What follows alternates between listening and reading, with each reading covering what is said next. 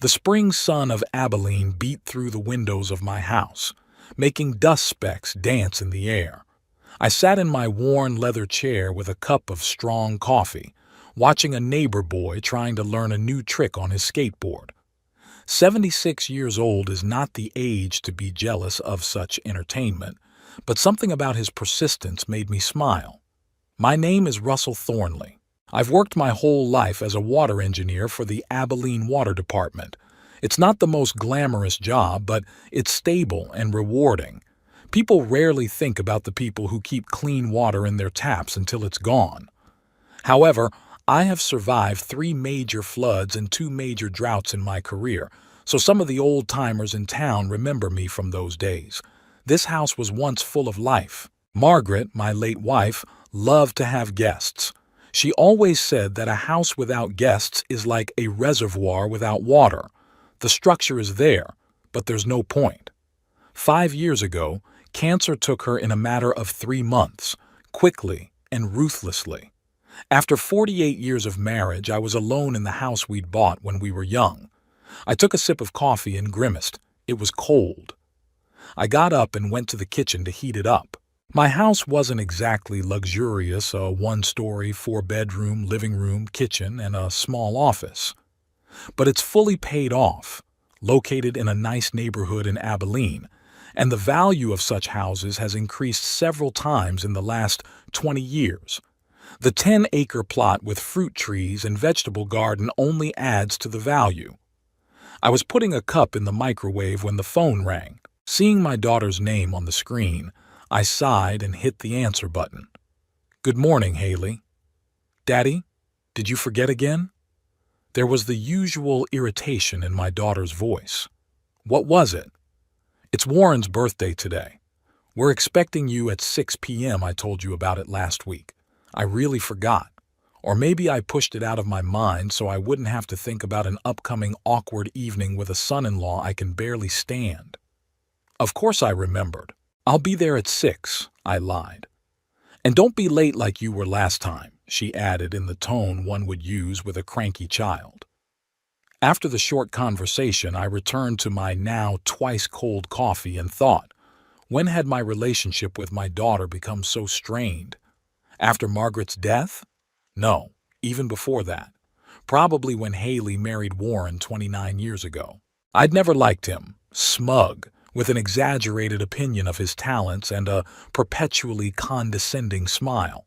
Margaret used to say I was picking on him, that he was just trying to impress. But the years showed that my intuition had not failed me. I remember how everything changed after the birth of their firstborn, Elliot. Haley and Warren began to visit less often, citing busyness. Margaret traveled a lot on her own to help with the baby. I'm not good at imposing. As it happened, the distance between us was growing. My gaze fell on a framed photo of Haley on her college graduation day, radiant and hopeful. I'd been proud of her then. Now her life revolved around selling real estate and maintaining the image of a successful family, and she seems to view me as just another object to be managed. By 3 p.m., I packed up and drove to the mall to pick up a gift for Warren. What do you give a man who doesn't care about you? I settled on an expensive whiskey, corny, but a win-win. At the store, I ran into Judy Parker, my neighbor, who lives 2 doors down. "Russell, haven't seen you in ages. How you doing?" "I'm hanging in there, Judy. How are you?" Grandkids are here for a week. I'm taking them shopping." She nodded toward 2 teenagers looking at electronics. "By the way, I saw your Haley the other day. She was looking at the Thompson house that's for sale." "Yeah, she's in real estate." "No, she was looking at it with some older gentleman. Showed him your house through the fence. I thought maybe you were thinking of selling. I felt like I'd been splashed with cold water. Haley showed my house to a potential buyer without saying a word to me? You must be mistaken, Judy. I'm not going to sell the house." We said our goodbyes, but her words kept me on my toes all the way to Haley and Warren's house. Their 2-story house in a newer part of town always seemed faceless to me, just like dozens of other houses in the neighborhood. As I pulled up, I noticed a few parked cars, so there would be other guests. At 6 sharp, I rang the doorbell, holding a gift bag. Flora, my granddaughter, opened the door. Tall, slender, with her hair in a casual bun, she looked so much like a young Margaret that it sometimes took my breath away. "Hi, Grandpa," she said, giving me a peck on the cheek and taking the bag. Everyone was already gathered. There were 10 people in the living room, a few of Warren's colleagues, a couple of neighbors, and some people I didn't know. Warren was accepting congratulations, standing by the fireplace with a glass in his hand. When he saw me, he nodded, but made no attempt to approach me. "Dad, finally!" Haley came up to me, holding a glass of wine. "We thought you were going to be late again." I said I'd be here by 6 o'clock. "Yeah, but, never mind. Meet the Glovers. They've just moved into our street." The next hour passed in polite small talk. I sat in the corner watching my daughter's family in their natural environment. Warren was the center of attention as always, laughing loudly and telling stories about his successes at work. Haley fluttered between guests, the perfect hostess with the perfect smile. Elliot, my grandson, a tall young man with a perpetually tired look, sat tucked away on his phone. At one point, the conversation turned to real estate. "The market is crazy right now," Haley said. "Houses in older neighborhoods are going for double the price, especially if the lot is nice." "Your dad has one of those houses, right?" one of the guests asked. I looked up. "Oh, yeah." Haley gave me a quick glance. "Great house, great location, but it's getting hard for one person to maintain." "It's not hard on me," I countered. "Dad, you know what I mean. A house this big needs constant upkeep, and you already—" She paused. "You're not 20 years old. I'm 76, and I'm doing just fine." There was an awkward pause. Warren hurried to change the subject, but I saw him and Haley exchange glances. Later, when most of the guests had gone, we sat around the table. Me, Haley, Warren, and the grandkids. Elliot was still engrossed in his phone. "How are things going at work, Elliot?" I asked, trying to make conversation. "Fine," he answered without looking up. "He got a promotion last month," Haley said proudly. "Now he's in charge of the whole development team." "Congratulations," I said sincerely. "I always knew you had a bright mind." Elliot finally got off the phone and looked at me in mild surprise, as if he'd just noticed my presence. "Thanks, Grandpa. By the way, are you still using that ancient computer?" "It's handling what I need it to handle." "I could help you pick out something newer," he offered. "I'll come by sometime this weekend." "That would be great," I said, even though I knew he wouldn't come. He'd been to my place only once in the last year, and then only in passing to drop off some documents at his mother's request. Flora, unlike her brother, had always been more attentive to me. Now she sat beside me and asked about my affairs, about the garden, about the books I was reading. There was something of Margaret about her, not just her looks, but her inner warmth. "Grandpa, you have to show me your old pictures from work that you told me about last time," she said. "Sure, drop by whenever you want." "Flora, you have enough to do before your internship," Haley interjected. "Don't tire Grandpa out." "I won't," I countered. "I like her company." "Dad, we all understand that you're lonely," Haley said in a tone that was supposed to sound caring, but instead was condescending. "But young people have their own lives, their own plans. I'm not holding anyone back. I'm just glad when the grandchildren show an interest in family history." Warren chuckled. "Stories about plumbing? I'm not sure that's the most exciting legacy." I swallowed the curt reply. No sense in spoiling the evening further. "By the way, Dad," Haley pitched forward, "I've been meaning to talk to you. Have you been thinking about moving to a smaller place for a while? It's a great time to sell. Prices are at their peak. This is it. The conversation I've been waiting to have since I met Judy. I'm not going to sell the house, Haley, but think about it. Less cleaning, less gardening, a modern layout. There are great senior complexes with pools, medical care. I don't want to live in a senior complex. I want to stay in my house." Dad, be reasonable. It's getting hard for you to take care of him. Says who? I'm doing just fine. We can all see that the house is in need of repair. The porch is sagging, the fence is askew, and the garden looks neglected. I started to get angry that she was talking about it in front of everyone, as if she was making me look like an incapable old man. If you're so concerned about the state of my house, maybe you should offer to help more often instead of judging. Warren intervened, his tone conciliatory, but his words were not. Russell, we're just concerned about you. At your age, a fall could turn into serious problems. And in a house like this, there's a lot of dangers. Stairs to the attic, thresholds between rooms. I've lived in this house for 48 years and I know every corner of it. Don't talk to me like I'm senile. Nobody says that, Haley sighed. We just want you to be safe. I looked at her more closely.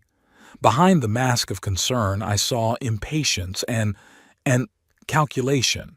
Judy wasn't wrong. They were already planning the sale of my house. The evening ended tautly. Warren was unhappy that I'd ruined the party atmosphere. Haley smiled tensely as he saw off the last guests. Flora hugged me goodbye and whispered, "Don't be mad at your mom, she's really worried." Elliot just nodded, not looking away from the phone. At home, I sat in the dark for a long time, looking at the pictures on the mantelpiece. Margaret on our wedding day, Haley at her high school graduation, grandchildren as children. Family that seemed to have vanished into thin air, leaving only shells of people with whom only papers connect me. The next morning I called my old friend and colleague, Levi Harrison, who had moved to a neighboring town after retiring. We hadn't seen each other in almost a year, though we called regularly. "Levi, how would you like me to come down for a couple days? We got a lot to talk about." "Russell, sure, come on down. You know my door is always open to you." After talking to Levi, I started packing a small bag for the trip. As I was packing, I noticed that Haley had sent a text. "Dad, I found a great apartment for you. I want to show it to you the other day. Let me know when you're free." I didn't reply. Instead, I pulled a folder from the safe with the deed to the house and other important papers. Everything was in order. I owned the house outright. The will had been drawn up while Margaret was still alive and hadn't been changed. But perhaps it was time to make adjustments. Around noon, the doorbell rang. To my surprise, it was Haley. "Dad," I called, but you didn't answer. "I've been busy packing." She noticed the bag in the hallway and frowned. "Are you going somewhere?" "To Levi's for a few days." "Levi's? To Rainer Springs?" Her tone was full of incredulity. "You should warn us about plans like that." "I'm an adult, Haley. I don't need to ask anyone's permission." "It's not about permission. It's about worry. Is it safe for you to drive that far?" 90 minutes is not that far." She entered the house uninvited and began to survey the living room with a critical eye. "There's so much stuff in here that you don't use, Daddy. Maybe it's time for an audit." I followed her gaze. She was looking at the collection of old hydrology books I'd collected over the years, at the antique wall clock given to Margaret for our 20th anniversary, at the paintings by local artists we bought together. "All of these things have value to me, Haley, but they take up so much space, and they collect dust." I noticed the way she looked at the size of the room as if estimating square footage. "When are you coming back from Levi's?" she asked, changing the subject. "I'd like to show you that apartment on Sunday." "I don't know exactly. I might be a week late." Her face expressed displeasure, but she held back. "All right, but call me when you get back. And be careful driving." After she left, I felt strangely uneasy. Something in her demeanor, in the way she studied the house, was unsettling. I decided to take extra precautions. I gathered the most important documents, a few valuables, and Margaret's photographs to take with me. The rest would have to be left to fate. Before leaving, I called my neighbor Judy. "Judy, I'm going away for a few days to a friend's house. Can you keep an eye on the house?" "Sure, Russell. Don't worry, I'll notice if anything's wrong." With those words, I locked up the house, got into my old but reliable Ford and drove to Levi's, thinking that it might be time to make some serious decisions about my future and my relationship with my family. The drive to Rainier Springs wasn't too busy on this weekday. I drove at a leisurely pace, enjoying the views of the Texas countryside, the rolling plains dotted with wildflowers, the sprawling oaks standing alone. Spring had been unusually bountiful this year. Margaret loved this kind of weather. Every year at this time we went on picnics in the country and photographed the flowers for her scrapbook. Now I traveled alone, and the photos became increasingly rare. It's strange how many things lose meaning when there's no one to share them with. Levi met me in the driveway of his neat one-story house. In his 78 years he was still strong and trim, though his hair had turned gray and wrinkles crinkled his once smooth face. But his eyes, the clear blue eyes of an engineer accustomed to precise calculations, remained the same. "Russell, old boy." He gave me a big hug. "I'm so glad to see you. Come on in. I've just made lunch." The house smelled delicious, smelling of stewed meat and spices. On the kitchen table were 2 plates, a bottle of good whiskey, and fresh bread. "After Edna died, I started cooking on my own," Levi explained, noticing my surprised look. "Turns out I like it. Sit down and tell me how you're doing." Over lunch, I told him about my suspicions about Haley and her plans for my house. Levi listened attentively, occasionally asking clarifying questions but not interrupting. That's what I'd been missing, a man who actually listened, not waiting for a pause to insert his opinion. "Do you think they might do something while you're gone?" he finally asked. I don't want to believe that Haley is capable of doing something like that, but I hesitated. "But you see the way she looks at your house," Levi finished for me. "I get it. My youngest was always squinting at my rare coin collection, too. After Edna died, she implied that Daddy's having a hard time taking care of them." Coins, can you imagine? We both grinned. There was something comforting in the fact that I wasn't the only one facing such problems. After lunch, Levi showed me around his property, a small but manicured rose garden, a garage where he had set up a workshop, and a guest room where I was to stay. Everything was simple but neat and functional, a real engineer's home. "I moved here when I realized I didn't need a big house in Abilene," Levy said. "But it was my decision, Russell. I made it myself. I chose this place. I decided what I wanted to bring with me. It's important to stay in control of your life." In the evening, we sat on the veranda, sipping whiskey and watching the sunset. The conversation flowed smoothly from memories of work to discussions of politics, from stories about grandchildren to reflections on life. At one point, I caught myself thinking that for the first time in a long time, I felt normal. Not a lonely old man tolerated out of politeness, but just someone whose opinion mattered, whose experience was valuable, whose company was enjoyable. "You know, Russell," Levi said thoughtfully, "you and I didn't just survive in this world.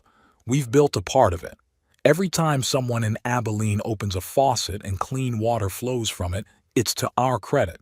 Every time it rains hard but the city doesn't flood, it's because we designed the drainage system correctly. None of these youngsters, with their gadgets and new ideas, realize how much work is put into something they take for granted." I nodded, feeling a lump come up to my throat. Levi had expressed something I'd often thought about but couldn't articulate. We sat on the veranda until the cool breeze forced us to move into the house. As I fell asleep in the cozy guest room, I felt a strange calmness. Whatever awaited me at home, I knew I was not alone.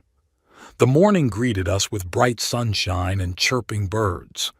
Levi, it turns out, was an early bird. When I went into the kitchen, he had already made breakfast and was reading the newspaper. "Any plans for today?" he asked, pouring me a cup of coffee. "Not much.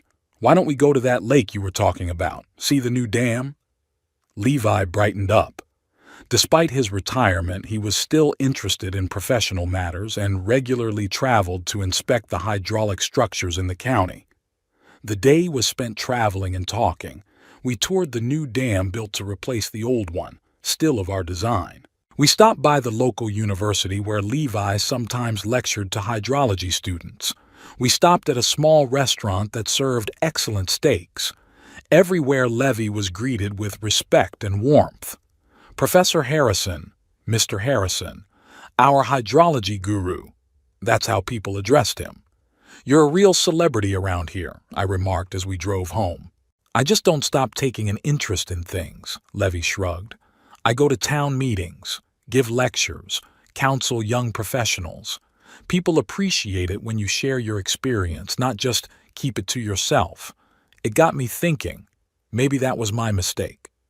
After retirement, I withdrew into my home, into my memories. Didn't seek out new contacts, didn't offer my expertise. No wonder I had become a burden to Haley and her family, an old man just occupying valuable real estate. That evening, sitting in Levi's living room, I ventured to call home to see if everything was okay. Strangely, I had a hunch that something was wrong. I dialed my number and there was no answer. I tried my neighbor Judy, no answer. I didn't call Haley because I didn't want her to know I was worried. That night, I had a strange dream. I came home, but I couldn't get in. The door wouldn't open with my key. I knocked and called, but no one answered. Then Haley's face appeared in the window looking at me with the same condescending smile she used to say, "Daddy, did you forget again?" I woke up in a cold sweat. At breakfast that morning, I told Levi that I'd probably go back to Abilene a day early. "Did something happen?" he asked, looking at me carefully. "I don't know. Just a feeling." I couldn't finish the sentence. "An engineer's intuition," Levi nodded. "I know what you mean. When a dam is about to leak, you can feel it, even if all the gauges show normal." I pulled myself together quickly, but without haste. We exchanged a firm handshake. "Call me if you need help," Levi said goodbye. "And not just in an emergency. Just call." The drive back seemed longer. I drove, absorbed in my own thoughts. Those 3 days at Levi's had made a lot of things clear to me. I saw that it was possible to age differently, to remain active, respected, needed. That age is not the problem, but how you treat it, and how you let others treat you. As I pulled up to my neighborhood, I noticed I was gripping the steering wheel too hard and forced myself to relax. "There's probably nothing wrong," I said to myself. "Just a silly old man's fears." But as I turned onto my street, I immediately realized that my fears were not in vain. There was a dumpster outside my house that hadn't been there when I left, and parked in the driveway was Warren's familiar SUV. I parked and walked to the front door. I took out my keys, put them in the lock, and found the key wouldn't turn.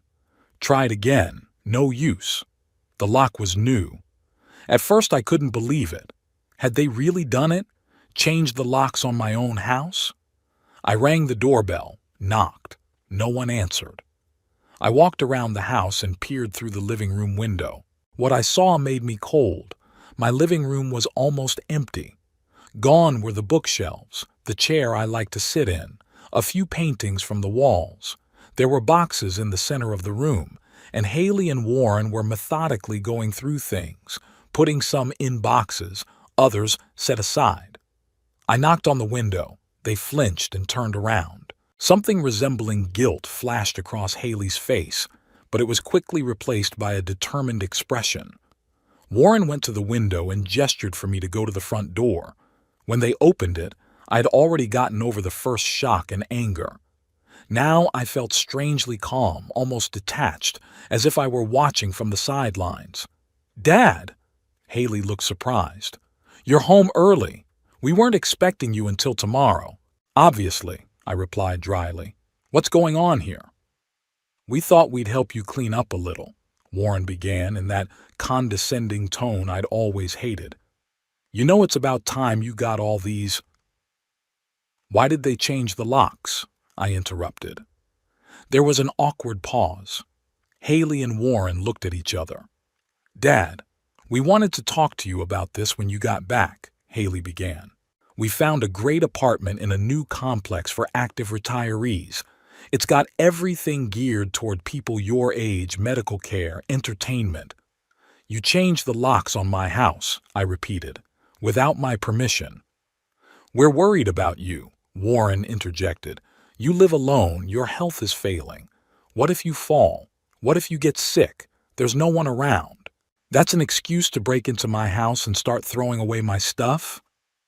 "We're not throwing anything away," Haley objected. "We're just, sorting. What you really need will go with you to your new apartment. We'll put the rest in storage." I looked around the living room. Boxes, half-disassembled shelves, empty walls. They were already sorting through my life without asking permission. "And when were you going to tell me about this?" I asked, feeling a cold rage rising inside me. "We tried to talk to you about moving out, but you refused to listen," Haley said with a hint of accusation in her voice. "We thought it would be easier to get everything ready and then show you the new apartment. You'll see for yourself how much better it is. And then what? Sell my house? We have to be practical, Dad. This house is too big for you. It needs constant maintenance. And the money from the sale will give you a comfortable old age." "And you'll make a nice profit," I added. "How can you say that?" Haley looked offended. "We're doing this for you." I gave her a long look. Did she believe what she was saying? Or had she just learned to convince herself that she was acting in good faith? "Give me the keys to the new locks," I said calmly. "Dad, let's talk first. We can show you the apartment today." "Keys," I repeated more firmly. Warren reluctantly pulled a bunch of keys out of his pocket and separated one. "Russell, you have to understand." I took the key, not listening to the continuation. My calmness must have confused them. They expected anger, screaming, perhaps even tears. But I felt only cold determination. "I want you to leave," I said. "Now." "But we're not done." "You are done," I said. "This is my house. You broke in here without permission, changed the locks, touched my stuff. Get out before I call the police." "The police?" Haley looked shocked. "Dad, you don't know what you're saying. We're your family." "That's why I'm giving you a chance to leave amicably.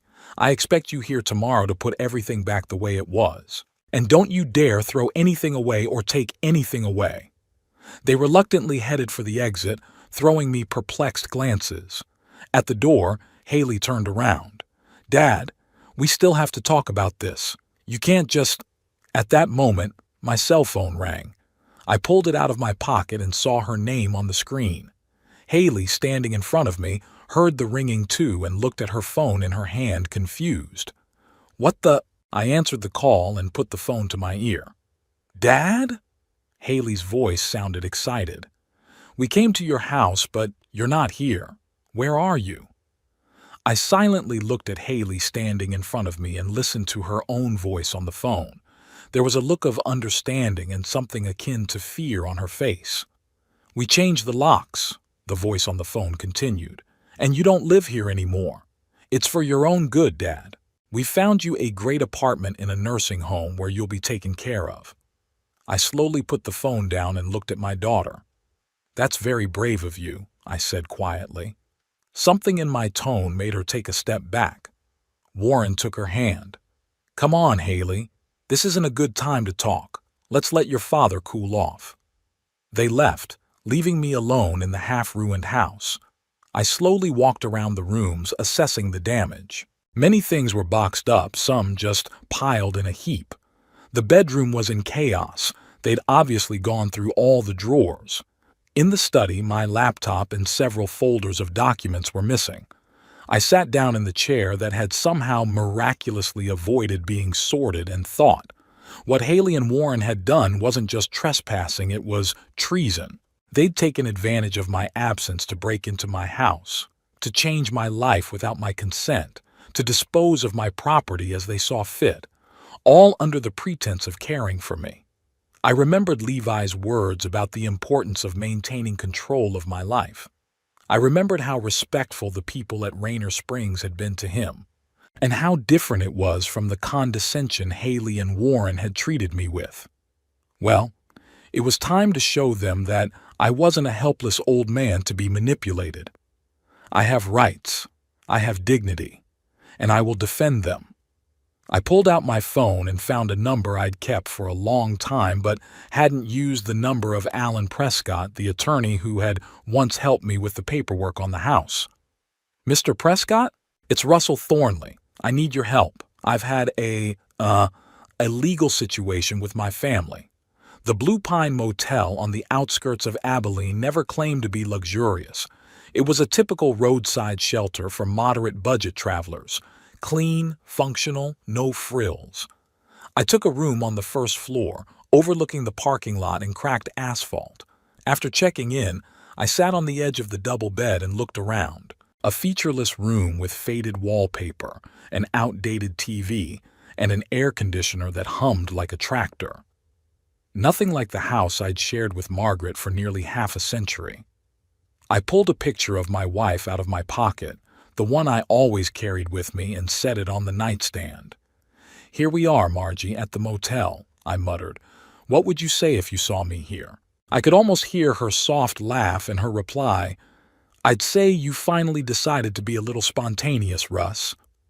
Smiling at the memory, I pulled out of my bag the file folder I had thoughtfully brought with me before traveling to Levi's. It contained everything I needed: the house title, will, bank statements, medical reports, and other important papers. I spread them out on the bed like solitaire cards. These documents were my insurance, my weapons in the battle ahead. I gathered them gradually, anticipating that a day like today might come. I first thought about the need to protect myself from my own children about 2 years ago. Margaret had been gone for 3 years, and I had slowly adapted to life without her. One day, Haley and Warren took me out to dinner, and afterward they made small talk about how I should simplify my finances. "Dad, it's hard for you to keep track of all the bills and payments," Haley said with that special tone she saved for when talking about my age. "We could help. Warren's good with finances." Their offer sounded tempting, a joint bank account into which I would transfer my savings and from which they could pay my bills and purchases. "That way you won't have to worry," they assured me.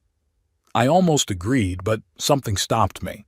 Perhaps it was the look they exchanged when I said I'd think about it, too satisfied, too calculating, or the way Warren immediately asked exactly how much money I kept in my main account. The next day I called an old acquaintance of mine, Alan Prescott, the lawyer who had once helped Margaret and me with the paperwork on the house. Alan had already retired but was still counseling some longtime clients. We met at a coffee shop and I told him about my doubts. "Russell, I've seen this many times," he said, shaking his head. "Kids think old people can't handle their money anymore, and they take matters into their own hands, sometimes out of the best of intentions, sometimes for other reasons." "Do you think Haley's trying to trick me?" I asked, still not wanting to believe that was a possibility. "I didn't say that," Alan answered diplomatically. "But a joint bank account is a big risk. If something happens, the money could be frozen or go to her automatically, and if they have financial problems, your money can go to pay them off." He advised me to leave things as they were and instead execute a power of attorney in the event of incapacity, a document that would only take effect if I actually lost my decision-making ability. "And choose someone other than Haley to be the trustee," he added. "Appoint someone else you trust, a counterweight." I took his advice and executed the power of attorney for Haley and Levi, my old friend and co-worker. Haley was unhappy when she found out she wouldn't be the sole power of attorney, but couldn't argue against the reasonableness of that decision. After that incident, I began to watch my daughter and son-in-law's behavior more closely. I noticed how they looked at my house with appraisal, how often they talked about how people your age would be better off living in special complexes. I saw Warren examining the valuable items in my house, as if calculating how much I could get for them. 6 months ago, another incident occurred that made me take extra precautions. Haley asked me for a loan of $20,000 for Flora's education. I gave the money without hesitation. My granddaughter's education was important. But a month later, I accidentally learned from Flora herself that she had received a full scholarship and did not need additional funds for her education. When I asked Haley where the money went, she was embarrassed and started saying something about other expenses, about Flora being out of touch with the family finances. But I could see in her eyes that she was lying. After that, I started documenting every financial interaction with the kids, every loan, every gift, every request for money. I installed a call recording app on my phone and saved every message. I copied all important documents and kept them in different places. Some in my home safe, some in a safe deposit box, some at Levi's. Around the same time, I met with Alan Prescott again and signed a new will. Under the previous version, all my property was to be divided equally between Haley and my grandchildren upon my death. Now I made a change. The house and most of the money was to go directly to the grandchildren, bypassing Haley and Warren, and only after the grandchildren turned 30. Until then, the property was to be managed by a trust overseen by an independent trustee. That will protect your inheritance from hasty decisions, Alan explained, and it will give your grandchildren time to grow up before they have access to large sums of money. I also added a clause stating that any loans not repaid by the time of death should be deducted from the borrower's share. This applied to the $20,000 that Haley had borrowed ostensibly for Flora's education, as well as several other sums that she and Warren had borrowed over the past few years. These measures might have seemed excessive, even paranoid, but today's events proved that I was right in my fears. Haley and Warren didn't just want to control my finances. They wanted control of my entire life, my home, my belongings, and they didn't ask for my consent. Back to the present, I gathered the papers back into a folder and called Alan Prescott. Despite the late hour, he answered almost immediately. "Russell, what happened?" I told him what had happened, the change of locks, the audit of my belongings, the attempt to evict me to a nursing home. Alan listened in silence, only occasionally asking clarifying questions. "This is a serious violation of the law," he said when I was done. "Trespassing, property damage, attempted eviction. Do you have proof?" I took some pictures of the trashed rooms, and I recorded our conversation when they admitted they'd changed the locks. "Oh, that's great. We can file a police report right now if you want. I've been thinking. Going to the police would mean a complete break with my daughter. Despite what she'd done, I wasn't sure I was ready to take that step." "Let's try to handle this another way first," I said. "I want to send them a formal complaint on your behalf. Give them a chance to make things right." "All right," Alan agreed. "I'll prepare the document. But you need to decide exactly what you want to demand from them." We went over the details.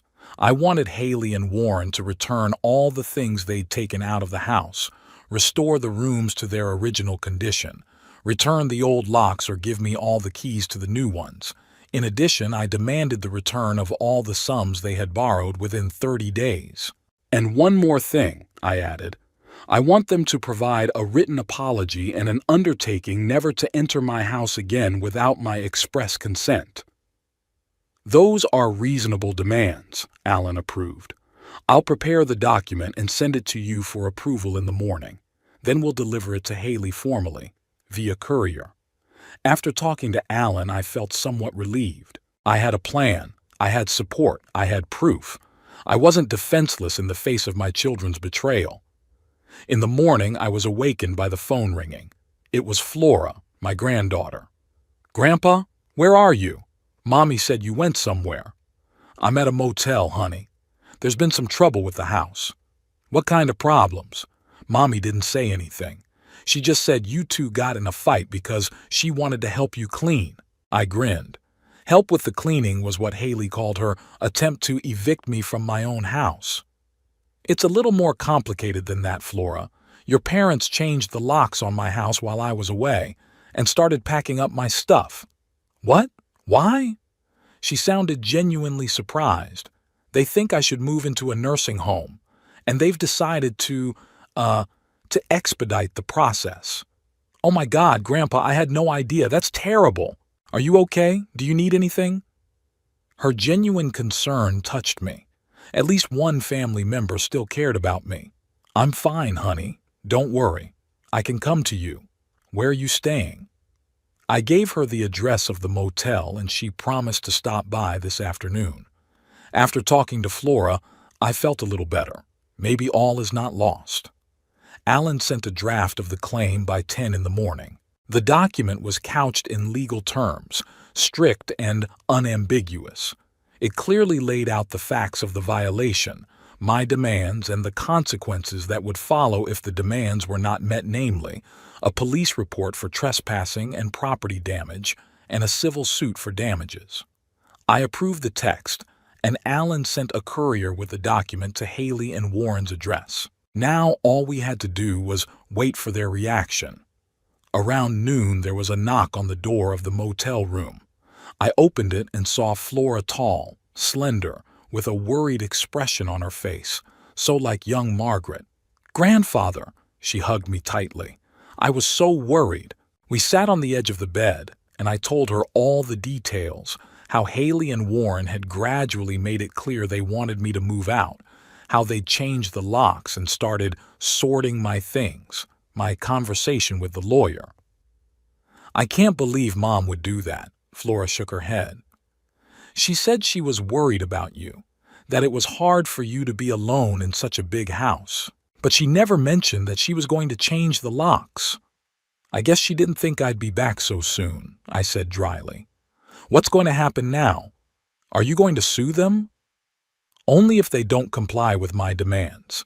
I gave them a chance to make things right." Flora looked depressed. "I feel terrible. I should have known something was wrong. Mother has been talking so much lately about your house, about how it could be sold. It's not your fault, honey. It's not your responsibility. But I could have done something. Talk to you, warn you." I put my arm around her shoulders. "You're here now, and that's what matters. By the way, how's your internship going? It starts soon, doesn't it?" Flora perked up a little, talking about her upcoming internship at an architecture firm. It's been her passion since childhood, designing buildings, creating spaces. I always encouraged her interest, buying books on architecture, taking her on tours of Abilene's historic buildings. "You know, Grandpa," she said suddenly, "you can stay with me until all this is resolved. I have a small apartment, but I have a couch in the living room." "Thanks, honey, but I'll stay here. I don't want to drag you into a conflict with your parents." "But that's not fair. You don't have to live in a motel while they're running your house. It's only temporary. It'll be over soon." After Flora left, I was once again alone with my thoughts. Her support meant a lot to me, but I really didn't want to put her in a position where she had to choose between me and her parents. Toward evening, Alan called. "The courier delivered the document," he said. "Haley signed for it. Now we're waiting for their reaction." "Do you think they'll agree to my terms?" "It's hard to say. If they have any common sense, yes, because the alternative is a lawsuit, which they'll almost certainly lose. Trespassing is a serious charge." I thanked him and hung up. Less than a minute later, the phone rang again. This time it was Haley. "Daddy," her voice sounded both hurt and outraged. "You hired a lawyer against your own daughter? Seriously? And you changed the locks on your own father's house? Seriously? We did it for you, to make you feel better." "No, Haley, you did it for you, to take over my house." "How can you say that?" There were tears in her voice. "After everything we've done for you. We took care of you, visited you, helped you with things. When was the last time you visited me just for fun, not to talk about selling the house or moving into a nursing home?" I asked quietly. There was a pause. "We have our own lives, Dad. Work, kids, commitments. We can't be around you all the time. I didn't ask for that. All I asked for was respect, the right to decide where and how I live my life. But you don't understand. You're 76 years old. You can't decide everything for yourself. I can. I will. Now tell me, Haley, will you honor the demands of the claim? She sighed. We don't have a choice, do we? Otherwise, you're going to sue us? That's exactly right. Okay, her voice turned cold. We'll get it all back. But don't think that's the end of it, Dad. You're making a big mistake. Maybe I am, but it's my mistake and I'm entitled to it. After talking to Haley, I felt a strange emptiness. I won that round, but at what cost? The relationship with my daughter is probably irrevocably damaged. And even though it was her own fault, I was still bitter. In the evening, I couldn't sleep for a long time, tossing and turning in the uncomfortable soaker bed. My thoughts swirled around in my head like fall leaves in the wind. I remembered Haley as a little girl, how she'd run to me with open arms when I came home from work, how I taught her how to ride her bike, how proud I was of her on her college graduation day. When did everything change? When did my favorite daughter turn into someone capable of kicking me out of my own home? Maybe it was my own fault. Maybe I wasn't a good enough father. With these thoughts, I finally fell into a restless sleep. I woke up to the phone ringing. It was Alan. Good morning, Russell. I have some news. Haley contacted me through her attorney. They've agreed to fulfill all the requirements of the claim except one, repayment of the loans. They're asking for more time. How much time? They're offering 6 months instead of 30 days, and they want a repayment schedule. I've been thinking. On the one hand, I didn't need the money urgently. On the other, it was a test of their seriousness. If they really intended to repay the debt, why couldn't they do it within a month? Tell them I'll take 3 months, and I want to see the first payment in a week. Okay, I'll tell them. One more thing. They want to arrange for your stuff to be returned and the locks to be changed this afternoon. Are you planning on attending? I will. It's my house, and I want to see what they're doing. That makes sense. I'll be there too, just in case. After the conversation, I felt a surge of energy. Something was finally happening. I was finally taking back control of my life. I quickly packed up, ate breakfast at a nearby diner, and headed to my house.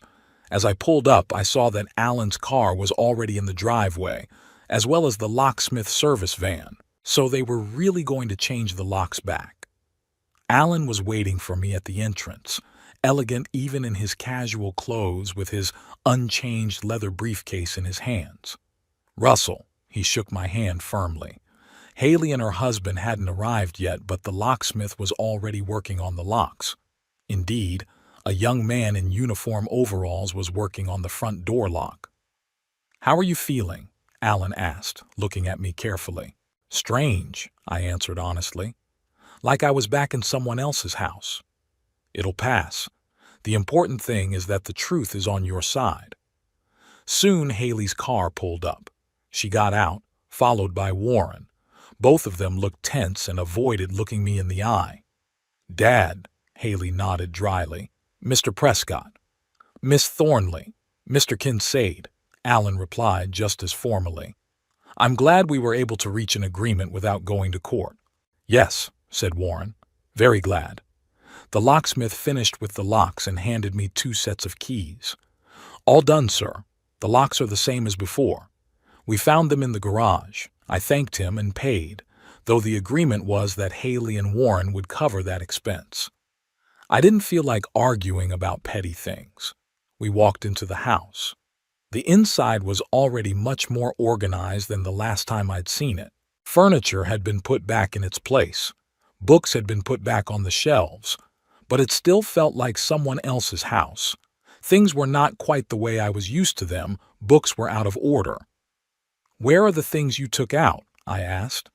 In the garage, Haley answered. We didn't throw anything out like you asked. Good. I'll check back later. Alan pulled a document out of his briefcase. This is the agreement we discussed. It sets out all the terms, including repayment of the loans within 3 months. Please read it carefully and sign it if you agree. Haley took the document and began to read, handing each page she read to Warren. Her face grew increasingly grim. "It says here that we recognize trespassing," she said finally. "That's not true. We had a key." "A key you used without the homeowner's permission," Alan replied calmly. "It's still trespassing. And it shows a loan of $20,000, which I supposedly borrowed for Flora's education, but that money was a gift." "No, Haley," I interjected. "You asked to borrow it, specifically to pay for Flora's tuition. And I can prove it. I have a tape of our conversation." She went pale. "You recorded our conversations? Your own daughter?" "Only after I realized I couldn't trust you." There was a heavy pause. Haley and Warren looked at each other, as if in silent consultation. "Okay," Haley said finally. "We'll sign it. But know this, Dad. You ruined our family. I hope you're happy." "No, Haley," I said quietly. "I'm not happy. I'm deeply saddened, but I didn't destroy our family. You did when you decided that my desires, my dignity, my rights were worthless." They signed the document without further objection. Alan made copies for all parties and tucked the original into his briefcase. "As for the payment schedule," he said, "the first payment of $2,000 is due in 1 week. The requisites are in the agreement." Haley nodded without looking at me. "Can we go now?" Warren asked. "Or are there any more humiliations we have to endure?" "You are free to go," said Alan, "but remember your obligations." They left without saying goodbye. I heard their car door slam, the engine roar louder than necessary. Then there was silence. "There," Alan said, putting his hand on my shoulder. "Phase 1 is complete. You're home again." Haley Kincaid sat at the kitchen table, staring at the official letter the courier had just delivered. Her hands trembled slightly, and her face was frozen with an expression of disbelief bordering on indignation. The sun was beating in through the windows of the new Scandinavian-style kitchen, highlighting every wrinkle in her face, wrinkles that had become more frequent in recent years. "I can't believe it," she muttered, rereading the letter for the third time. "I just can't believe he did it." Warren, her husband, came into the kitchen with a cup of coffee and immediately noticed her condition. "What's wrong?" he asked, coming closer. Haley silently held out the letter to him. Warren ran his eyes over the first page and his face darkened. "God damn it," he cursed. "He filed a formal complaint against us? Through a lawyer?"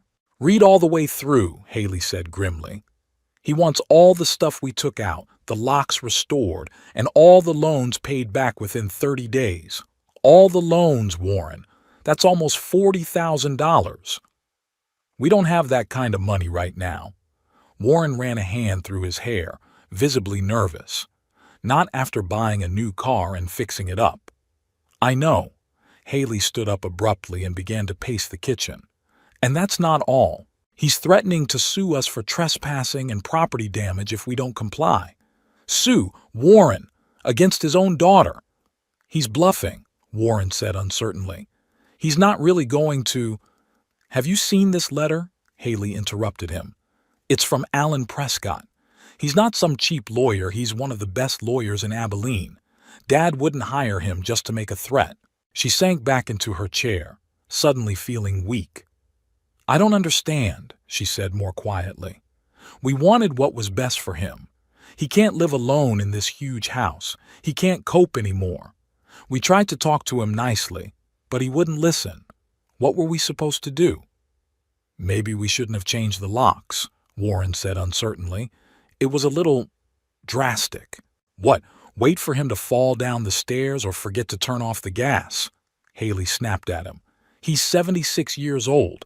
He can't make rational decisions anymore." "According to this letter, he can," Warren said, looking at the document again.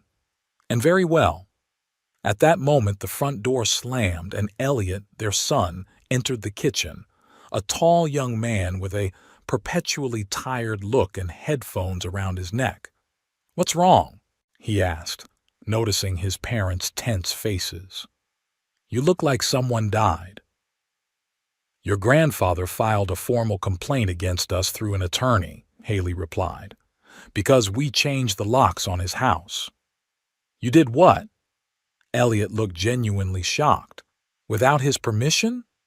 We did it for him, Haley defended herself. You know the state of the house, and Grandpa can't do it on his own anymore. We found him a great place in Cedar Hills, with round-the-clock care, socialization, all the amenities. But it's his home, Elliot shook his head. You can't just kick him out. We didn't. Haley was indignant. We were helping him make the right decision. By changing the locks while he was gone, Elliot said skeptically. I don't know, Mom. If someone changed the locks in my apartment without my permission, I'd go to a lawyer too. This is different. You're young, you're independent, and Grandpa, he can't live alone anymore. Why do you say that? Elliot objected. I was at his place a month ago, helping him set up a new router. He's perfectly sane, cooks his own meals, takes care of himself. Yes, the house needs repairs, but that doesn't mean Grandpa needs to be evicted. Haley looked at her son in bewilderment. She hadn't expected him to take his grandfather's side. That's easy for you to say, she said bitterly. You're not the one who's going to deal with him if something happens to him. You're not the one who's going to go to him at the first call if he gets sick. Do you? Elliot asked bluntly.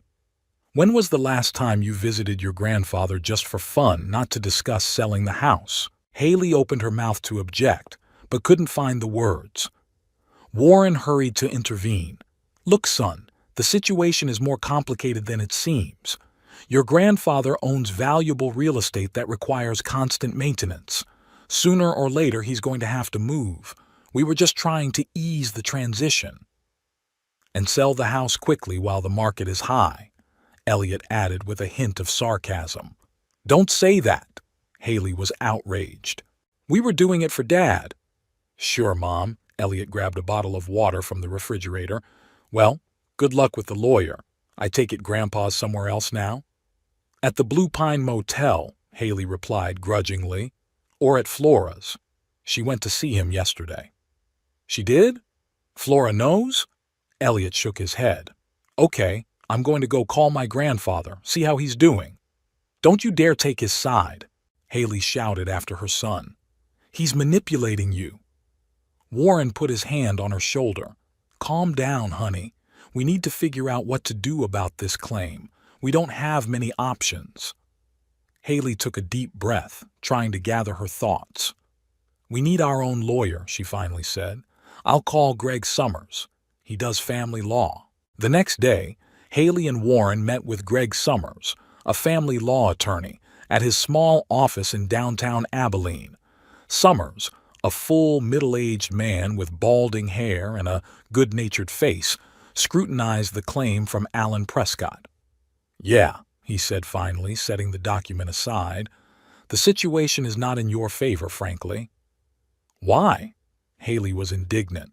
We were doing this for my father's benefit. He's an elderly man living alone in a big house that needs care. But legally, Summers interrupted her, you did commit trespassing. You entered the house without the owner's permission, changed the locks, touched his things. Those are serious offenses. But I'm his daughter, Haley exclaimed. I have a right to worry about him. Worry about him, yes, Summers nodded, but not to break the law. If your father is competent and judging from the fact that he hired Alan Prescott to prepare this claim, he is, then he's the only one who has the right to dispose of his property. What are we supposed to do? Warren asked. Just comply with all his demands? That's what I would recommend, Summers said seriously. If it goes to trial, you'll almost certainly lose. And then, in addition to complying with all the demands, you'll have to pay court costs and, perhaps, compensation for moral damages. What about the debt? Haley asked. He demands $40,000 within 30 days. We don't have that kind of money. We can try to negotiate on that point, Summers said. Offer a payment schedule, a bond, something like that. But I would recommend that the basic requirements, return the items, restore the locks, be met immediately. After the meeting with the lawyer, Haley was distraught. She really hadn't expected the situation to turn against them. In her mind, they were doing the right thing by taking care of an elderly father who could no longer take care of himself. That evening, Haley organized a family council. Gathered in their living room were she, Warren, Elliot, and Flora, who arrived reluctantly and immediately took a defensive stance. "I will not be part of the conspiracy against grandfather," she declared, crossing her arms over her chest. "There's no conspiracy," Haley sighed. "We just want to discuss the situation as a family." "As a family?" Flora snorted. "Where's Grandpa then?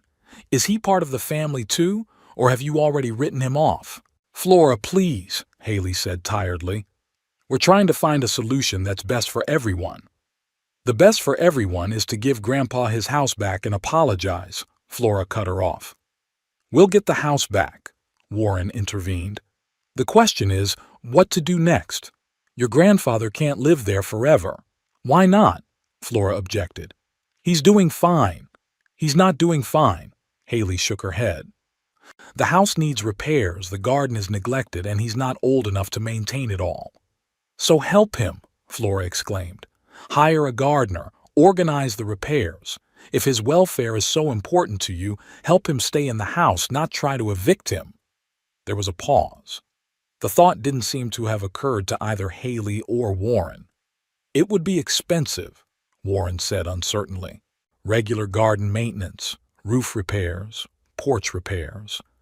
"But it will be cheaper than the $40,000 you owe," said Elliot, who had been silent until then. "And certainly better than the legal fees if your grandfather sued you." That night, they decided to honor Russell's demands and try to negotiate a repayment schedule. Haley also called several mutual acquaintances, including Dorothy Wilkins, a former co-worker of her father's, and asked them to talk to her father to convince him to compromise. But Russell proved adamant. Dorothy called Haley the next day and said she had spoken to him, but he was adamant. "He's very hurt, Haley," Dorothy said. "He feels that you've betrayed his trust, and frankly, I can understand it. Changing the locks on someone else's house without permission is a strong move." "We meant well," Haley said for the umpteenth time. "I know, honey. But sometimes our ideas of what's best don't match up with other people's. Your father has always been an independent man. He wants to keep that independence until the end." After talking to Dorothy, Haley realized that they would have to accept her father's terms. She and Warren contacted Russell's attorney and agreed to meet all of his demands, asking only for more time to repay the debt. To their surprise, Russell agreed to an installment plan, but with the condition that the first payment be made immediately. They had to sell Warren's boat and take out a loan to raise the required amount. On the day they had to return the belongings and change the locks, Haley was nervous. She hadn't seen her father since the confrontation and didn't know what to expect. When they pulled up to Russell's house, she saw his lawyer, Alan Prescott's car, already parked out front. Russell was waiting for them at the front door, straight and unwavering despite his 76 years. Standing beside him was Alan Prescott, elegant in his expensive suit. "Dad," Haley began, approaching him. "Let's get down to business first," Russell interrupted her. "The locksmith's here and he'll change the locks, and you can start returning the things you took." His tone was businesslike, without warmth or forgiveness. Haley felt her heart clench with pain. Could their relationship never be repaired again? The next few hours passed in tense silence. They set things up under Russell's supervision, who pointed out where things should stand. The locksmith replaced the locks and handed Russell new keys. When everything was finished, Haley decided to talk to her father one more time. "Dad, I want to apologize. We really went too far. I was wrong." Russell looked at her with a long, assessing stare. "Are you apologizing because you're really sorry or because I filed a formal complaint against you?" he asked finally. Haley stammered. His question hit the mark. "Both," she answered honestly. "I really meant well, Dad. I'm worried about you. But the way we chose was wrong, I realized that. Russell nodded. I accept your apology, Haley. But trust isn't as easy to rebuild as the locks on a door.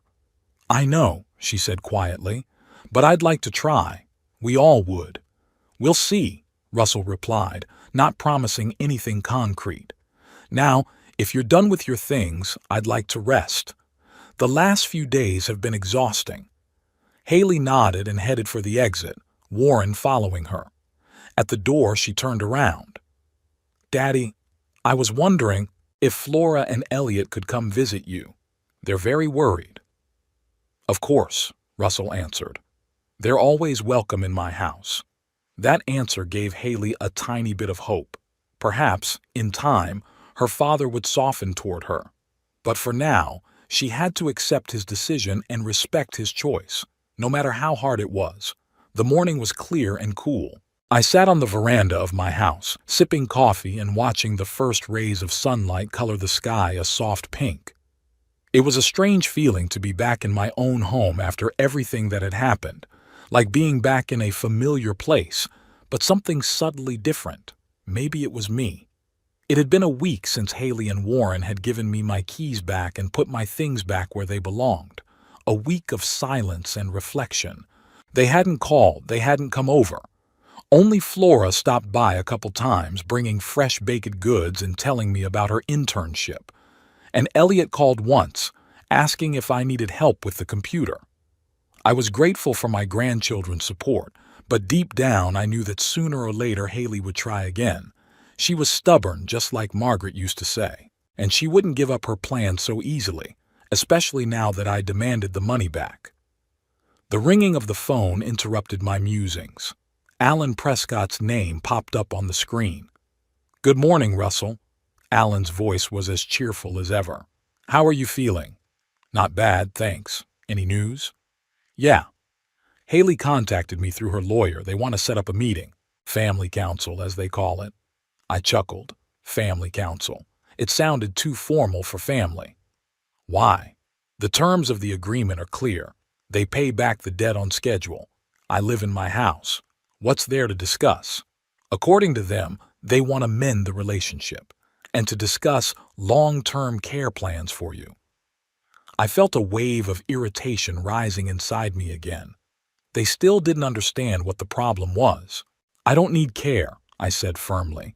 I'm perfectly capable of taking care of myself. I know, Russell, Alan said softly. But maybe you should listen to them. After all, they're your family. I thought about it. Part of me wanted to just give up, to put an end to this relationship.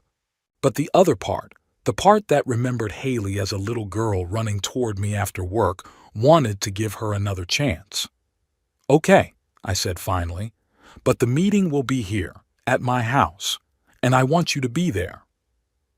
Of course, Alan agreed. I'll tell them your terms. After talking to Alan, I spent some time thinking about the upcoming meeting. What did I want to get out of it? What did I expect? An admission of wrongdoing from Haley and Warren? A sincere reconciliation? Or just a formal agreement that they would no longer interfere in my life? I decided to prepare thoroughly. I pulled out all the documents relating to the loans I'd made to Haley and Warren over the years. I revised my will, the old version, the one that gave Haley half of my estate and the other half to my grandchildren. Prepared a draft of a new will where only Flora and Elliot became the primary heirs. It was painful to think that my relationship with my daughter had reached that point. But I couldn't let her take control of my life, my property, my dignity. If she didn't respect me in my lifetime, why on earth should I leave her an inheritance? The meeting was set for Saturday at 2 o'clock in the afternoon. I prepared myself carefully. I cleaned the house, made coffee and cookies, put on my best casual suit, not out of a desire to impress, but out of self-respect. I wanted to meet them not as a helpless old man, but as the master of the house, the man in control. Alan arrived first, half an hour before the appointed time. He was in his usual impeccable suit with his usual leather briefcase. "Are you ready?" he asked, shaking my hand. "As ready as I'll ever be," I replied. We sat down in the living room and I went over once more the main points I wanted to discuss. Alan listened attentively, occasionally asking clarifying questions or suggesting alternative wording. He was an excellent lawyer, attentive to detail but always mindful of the human aspect of the situation. At exactly 2 o'clock, 2 cars pulled into the driveway, Haley and Warren's sedan and Elliot's older Honda. I didn't expect the grandkids to arrive either, but I guess I was glad they did. They could be a buffer of sorts between me and Haley and Warren. I opened the door and let them in. Haley looked tense, but tried to smile. Warren, as always, held himself with ostentatious confidence. Elliot nodded at me with a slight smile, and Flora hugged me tightly. "Come on in," I said, pointing to the living room. I'd made coffee. They settled in, Haley and Warren on the couch, Flora and Elliot in the chairs. Alan took the seat next to me across from them. I poured coffee into cups, offered cookies.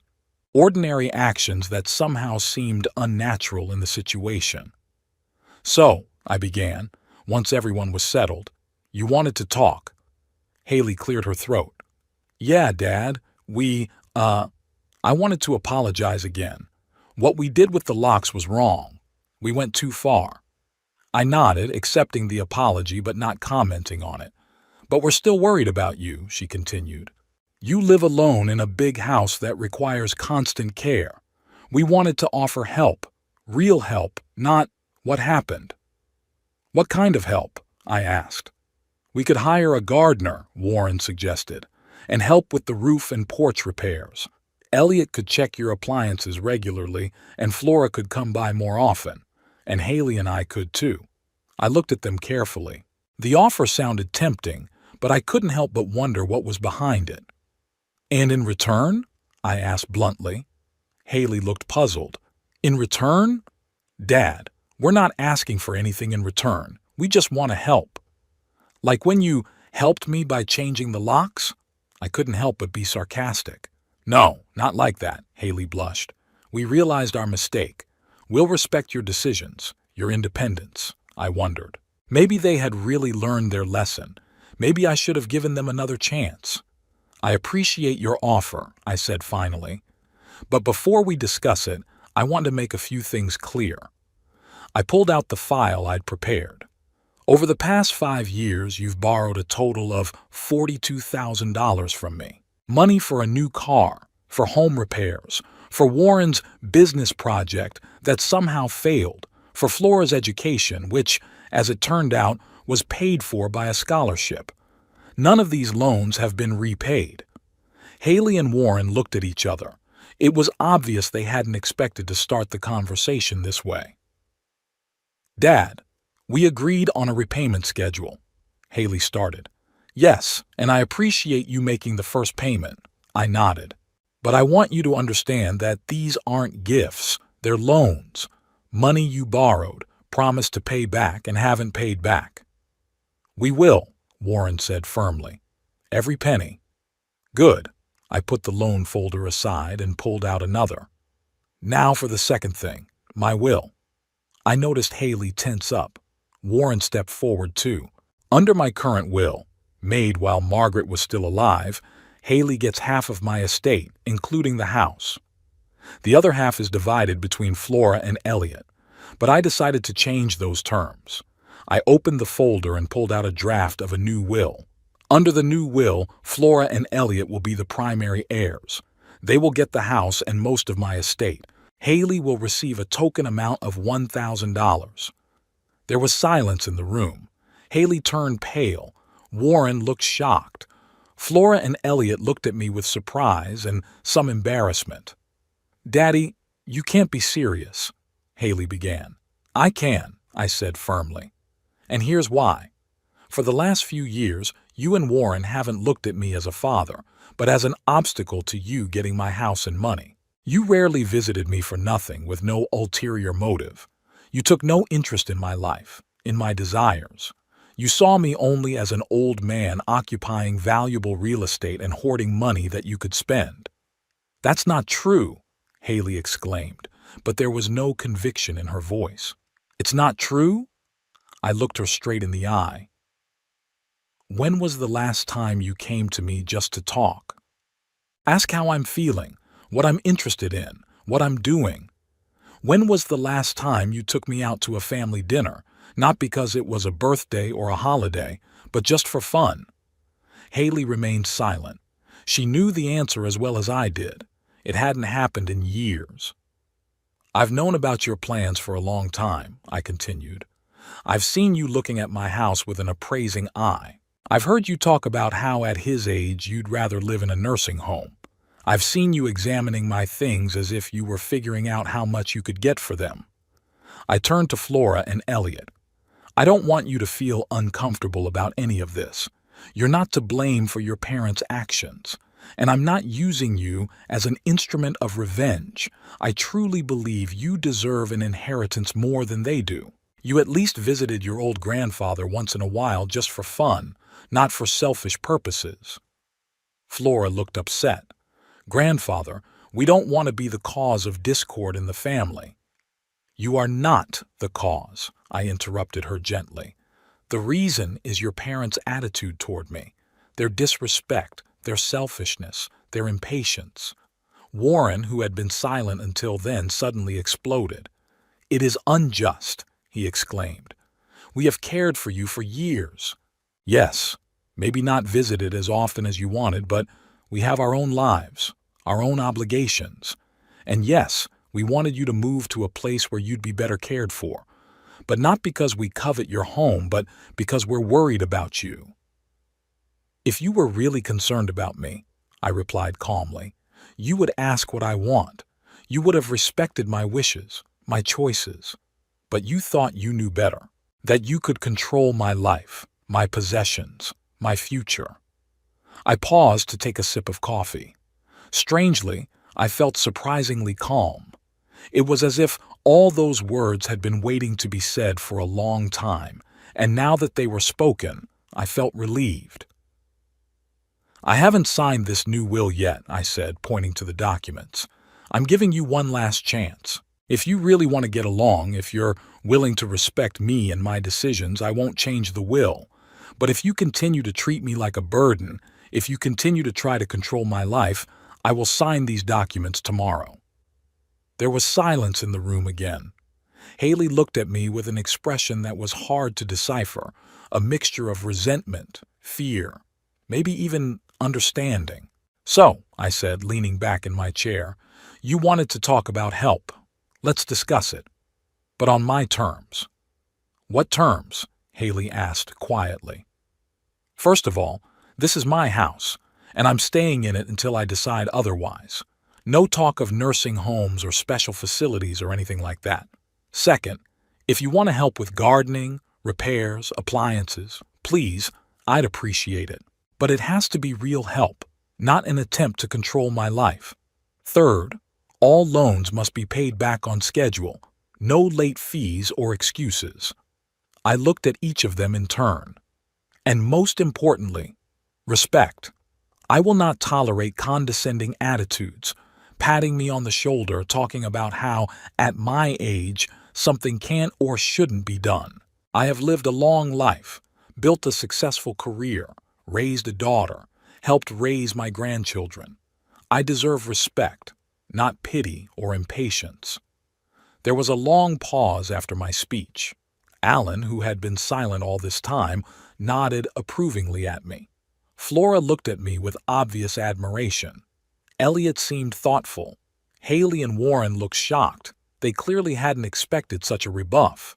"Daddy," Haley finally said, and her voice sounded unaccustomedly uncertain, "I didn't know you felt so acute. I thought we really cared about you."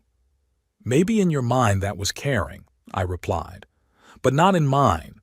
Caring is respecting a person's wishes even if they don't coincide with yours.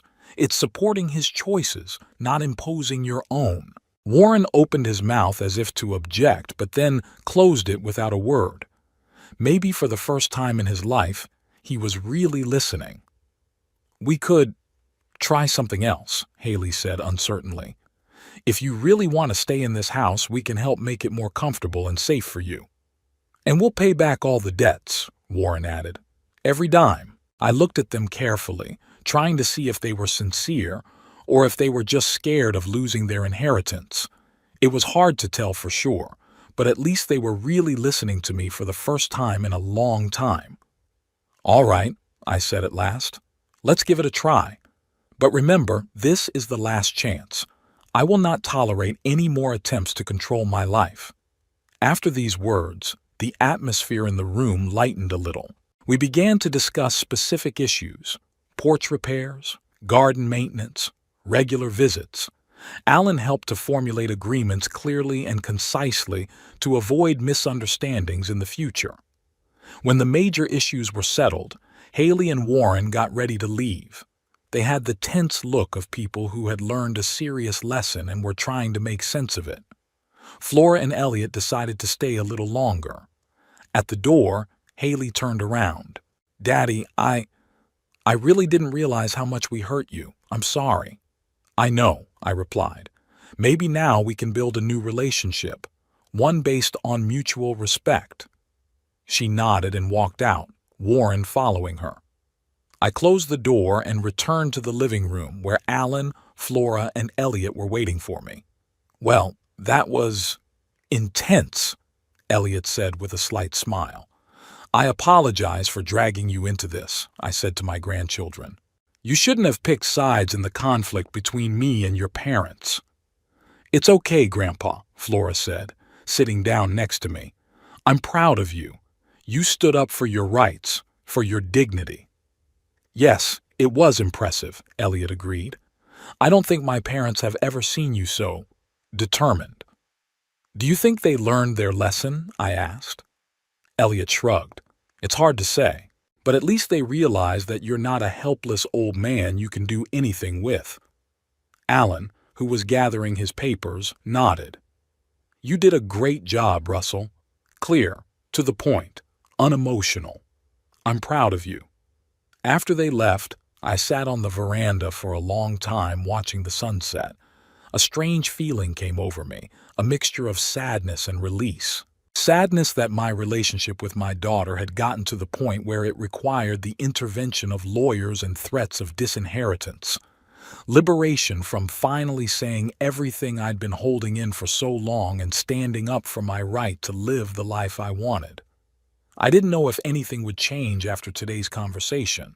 Would Haley start treating me with more respect? Would Warren stop looking at my house as a future prophet? Will they start to see me as a person and not just an old man occupying valuable real estate? Time will tell. With that thought, I finished my coffee and went back inside. Tomorrow would be a new day.